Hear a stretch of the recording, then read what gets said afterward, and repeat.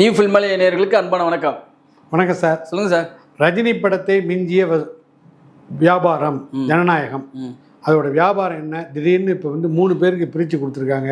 அதுக்கு காரணம் என்ன? ராகுல் பண்ணுறாரா இல்லையா? சன் டிவிக்கு கொடுத்த காரணம் என்ன? இதெல்லாம் சொல்லுங்கள். இதெல்லாம் விளக்கணும்னா அந்த KYN ப்ரொடக்ஷன் அவங்க தான் வெளிப்படையாக அறிக்கை விடணும். ஏன் இந்த படத்தை ரோமியோ பிக்சர்ஸ் ராகுல் கிட்ட இருந்து நாங்கள் ஏரியா பை ஏரியா நாங்கள் பிரித்து கொடுத்தோம் அப்படின்றது. திருச்சி, தஞ்சாவூர், அப்புறம் பார்த்தீங்கன்னா சேலம், இந்த ஒரு 4 ஏரியாவில் 5 ஸ்டார் செந்தில் அவர்கள் தான் ரிலீஸ் பண்ணுறாரு. கோயம்புத்தூர் ஏரியா நம்ம கந்தசாமி ஆர்ட்ஸ் ராஜம் மன்னாரண்ணா ரிலீஸ் பண்ணுறாரு. சென்னை சிட்டி, செங்கல்பட்டு பார்த்தீங்கன்னா AGS ரிலீஸ் பண்ணுறாங்க. இவங்க யாருமே கை காசை கொடுத்து இந்தாங்க ஐயா, நாங்கள் இந்த ஏரியாவுக்கு நாங்கள் கை காசை வச்சுங்க, இந்த ஏரியாவுக்கு நான் இவ்வளோ அமௌண்ட் கொடுத்து நாங்கள் வாங்கிக்கிறோம் அப்படின்னு சொல்லிலாம் வாங்கலை. அந்தந்த ஏரியாவில் அவங்க தேட்டர் ரிலீஸ் பண்ணி கொடுக்குறாங்க. சரிங்களா? ஒரு 2 ஏரியாவும் தான் MG அடிப்படையில் விற்றுருக்காங்க அந்த படத்தை. அது கூட MGயில் தான். MGனா ஒரு குறிப்பிட்ட அமௌண்ட்டை கொடுத்துட்டு மீதி அதுக்கப்புறம் படம் ஓடும்போது ஆகா ஓகோன்னு லாபம் வரும்போது பிரிச்சுப்பாங்க, நஷ்டம் வந்தாலும் ஏற்றுப்பாங்க. இதுதான் இந்த படத்தோடைய உண்மையான ரிசல்ட்டு. அதுக்குள்ளே ஒருத்தன் கிளப்பிட்டான், இந்திய திரையுலகில் தமிழ்நாட்டில் எந்த நடிகருக்கும் ஆகாத பிஸ்னஸ் இந்த திரைப்படத்துக்கு ஆகியுள்ளது, விஜயின் வளர்ச்சி இப்போது தெரிகிறது அப்படின்ற மாதிரி இவனுக்கு ஒரு நியூஸை கிளப்பி விட்டுட்டானுங்க. அதை வச்சு ஒரு 10 பேர் நியூஸ் போட்டான், 10 சேனலில் வந்துருச்சு, 20 பேர் வீடியோ போட்டான், 200 இது வெப்சைட்டில் வந்துருச்சு, எல்லாம் ஒரு 2000 ட்விட்டர் அக்கௌண்ட்டில் வந்துச்சு, ஒரு 4000 இன்ஸ்டாகிராம் அக்கௌண்ட்டில் வந்துச்சு, ஒரு 5000 போஸ்ட்டை போட்டானுங்க, ஒரு 10,000 FB பேஜில் போட்டானுங்க. ஏன்னா அது யாவனும் உண்மையாக பொய்யன்னு ஆராய போகிறது கிடையாது.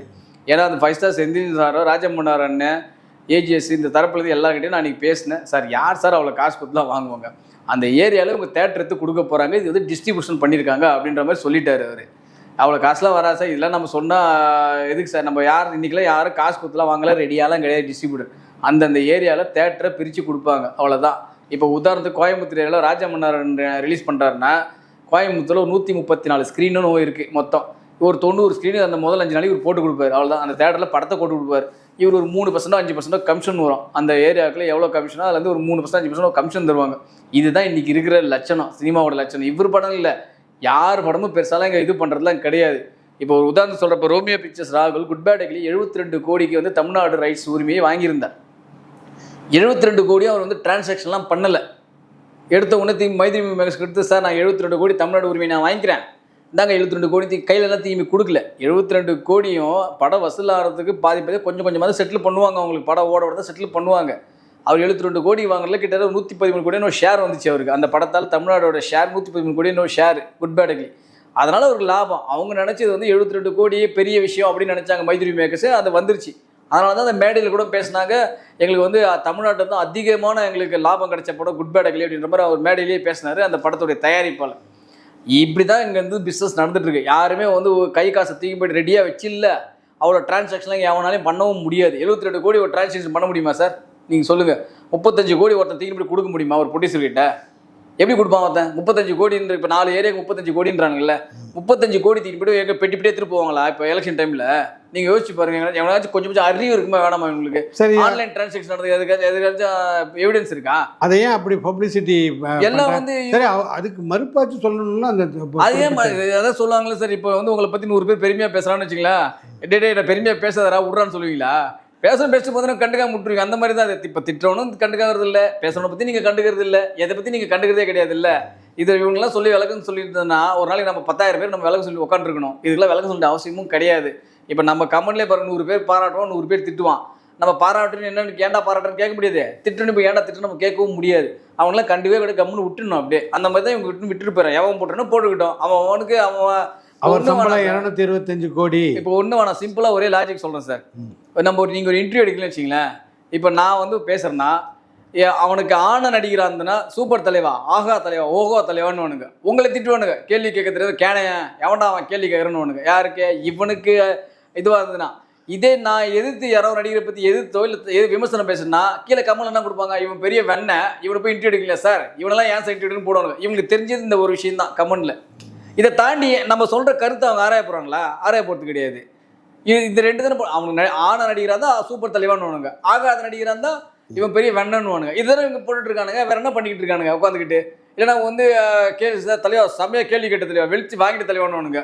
இல்லைன்னா கேள்வி கேட்காதுன்னு திட்டுவானுங்க. இது 2 தான் நடந்துட்டு இருக்கீங்க. வேற என்ன நடந்துட்டு இருக்கீங்க? இன்னொரு கேள்வி கேட்டீங்க, ரஜினியை விட முந்திட்டாரான்னு கேட்குறீங்க. ரஜினியோடைய பிஸ்னஸ் என்னன்னு தெரியுமா? ஓவர்சீஸ் பிஸ்னஸ் என்னன்னு தெரியுமா?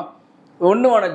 இப்போ வந்து கூலி படம் ரிலீஸ் ஆச்சு இல்லை, கூலியோடைய ஏபி தெலுங்கானா ரைட்ஸ் என்னன்னு தெரியுமா? 43 கோடி போச்சா இவருக்கு? 43 கோடி இப்போ போயிருக்கா இவருக்கு? ஆந்திரா மட்டும் தெலுங்கானா போயிருக்கா? கேரளாவுடைய ரைட்ஸ் என்னன்னு தெரியுமா? கூலியோட ரைட்ஸ் என்ன ரைட்ஸ்ன்னு தெரியுமா உங்களுக்கு? கர்நாடகாவுடைய கூலியோட ரைட்ஸ் என்னன்னு தெரியுமா? ஓவர்சீட ரைட்ஸ் எவ்வளோன்னு தெரியுமா? 93 கோடி, கிட்ட 110 கோடிக்கு சேல் ஆச்சு அந்த படம். ஓவர்சீஸ் ரைட்ஸ் இன்னைக்கு வரைக்கும் எவனும் 70 கோடியோ தாண்டல. அதுவும் ரஜினி படம் தான் இருக்குது. நீங்கள் அவ்வளோ தூரம் போகிறீங்க, அதுவும் ரஜினி படம் தான் இருக்குது. அடுத்ததும் 110 கோடியோ 105 கோடியோ சம்திங் வந்து ஓவர்சீஸ் ரைட்ஸ் மட்டும் கூலி. இவங்க பண்ணுவாங்களா? இவங்க பண்ண முடியுமா? அவங்க சும்மா எதனா ஒரு கதை அடிச்சுட்டு உட்கார வேண்டியது சார். உட்காந்துக்கிட்டு 2வது இடத்துல ஜெயிலில் தான் சார் இருக்கான், 3வது இடத்துல 2.0 இருக்கான். இவன் ரஜினி படம் தான் இருக்குது 3 இடத்துலையுமே ஓவர்சீஸ் ரைட்ஸ்.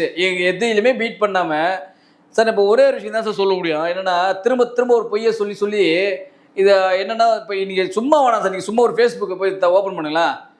2026 முதல்வர் ஆவது யார்? மு.க. ஸ்டாலின், எடப்பாடி, விஜய், இவங்களே போட்டு பானுங்க உட்காந்துக்கிட்டு. ஸ்ரீரங்கம் தொகுதியில் விஜய் போட்டியிட்டால் கிடைக்கப்படும் வாக்குகள்.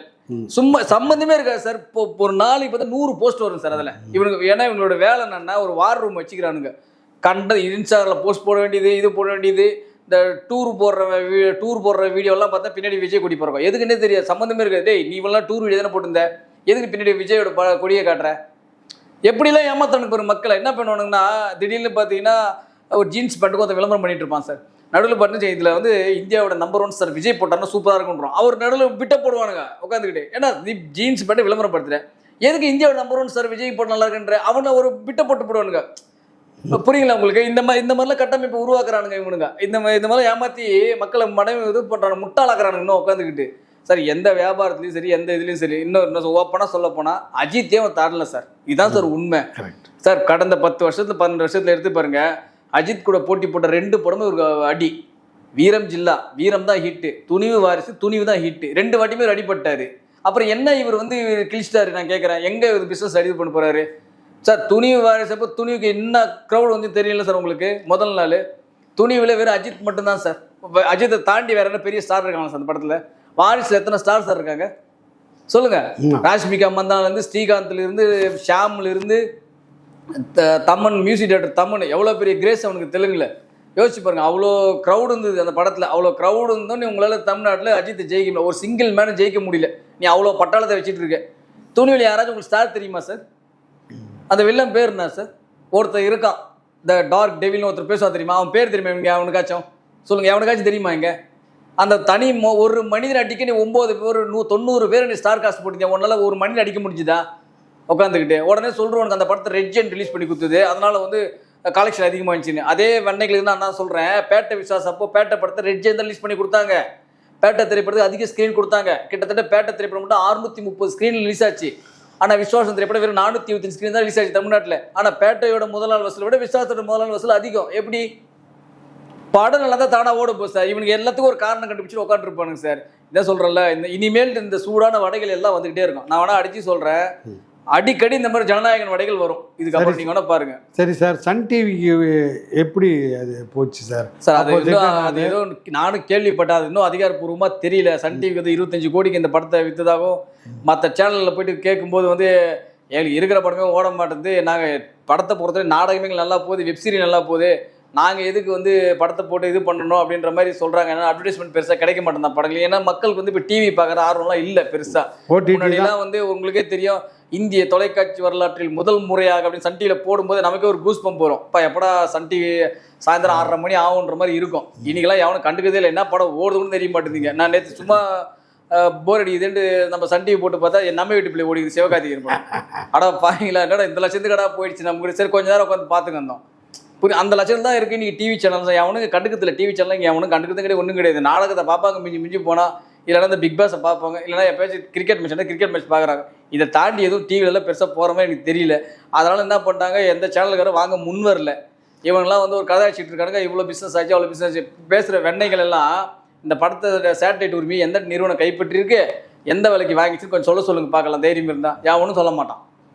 சரி சார், ஆடியோ ஃபஸ்ட்டு டீசர் விட்டாங்கல்ல, அதுவே சரியாக ஒரு ஒரு மக்கள்கிட்ட வரவேற்பு இல்லையே. சார் சொந்த பேனர் சார், சொந்த பேனரில் படம் எடுத்தால் பின்ன எப்படி சார் இருக்கும்? நம்ம கேட்டிங்கன்னா உடனே வந்துருவாங்க. இது கேவிஎன் ப்ரொடக்ஷன் 4000 கோடி வந்து செலவு பண்ணி இந்த படத்தை ஏற்ற மாதிரி வந்து வந்துருவானுங்க. அவனுங்களே யாரும் தெரியல. எங்கேதோ ஒருத்தனை கொண்டு வந்து ஒரு ப்ரொடக்ஷன் கம்பெனி, இந்த எங்கேதோ ஒரு கம்பெனி வந்து பாருங்க அவார்டு கொடுக்குற ஒரு கம்பெனி ஆரம்பிச்சாங்க. தெரியும் ஐரா அவார்டு, ஒரு அவார்டு உங்களுக்கு தெரியும். தெரியும். உலகத்திலேயே எந்த நடிகரை வாங்காத விருதை வந்து இவர் குத்தனானுங்க. கடைசியில் பார்த்தா அடுத்த மாதம் அந்த கம்பெனியே இல்லை, மூட்டானுங்க. அது எங்கே போச்சு, என்ன ஆச்சுன்னே தெரியாது. என்னென்ன கேட்ட அவார்டு கொடுக்கறதுக்காக ஒரு கம்பெனி ஆரம்பிச்சானு தெரியுங்களா? அந்த மாதிரி தான் இது. இவர் வந்து ப்ரொடக்ஷன் சொல்லி ஒருத்தர் கூட்டின்னு வந்துட்டு இவராக நிறுத்திட்டு இவராக வந்து சம்பள கணக்கு ஒன்று இவங்களே போட்டு பண்ணுங்க. இப்படி தான் வந்து புலி படத்துக்கு போட்டாங்க, அடுத்து மாஸ்டருக்கு போட்டாங்க, உங்களுக்கு தெரியும், அப்புறம் லியோவுக்கு போட்டாங்க, இப்போ இந்த படத்துக்கு. ஏன் மற்ற பேனரில் நடிக்கும் போது ஏன் சம்பளத்தை பேச மாட்டானுங்க? ஒன்றுமே பேசணும் தான் சார். நீங்கள் எப்படி சார் ஒரு கம்பெனியில் வந்து ஒரு ப்ராஜெக்ட் பண்ணும்போது 35,000 வாங்குறீங்க, அதே ப்ராஜெக்ட் இன்னொரு கம்பெனியில் பண்ணும்போது வெறும் 12,000 தான் வாங்குவீங்க. நீங்கள் ஒன்றும் அதிகமாக தானே போகணும், ஏன் போக மாட்டேங்குது?